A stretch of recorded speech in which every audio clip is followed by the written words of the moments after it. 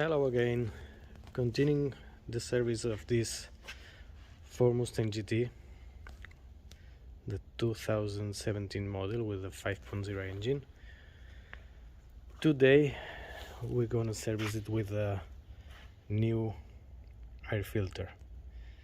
Air filter is inside this box and it's a easy job, everybody can do it, and I will show you how to do it. Let's open the filter box with these clips.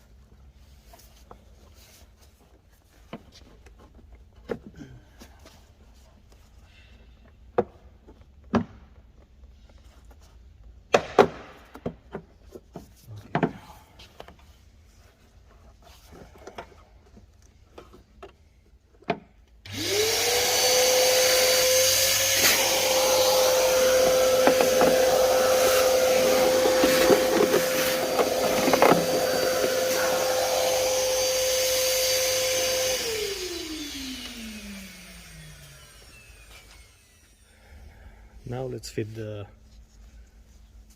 new air filter.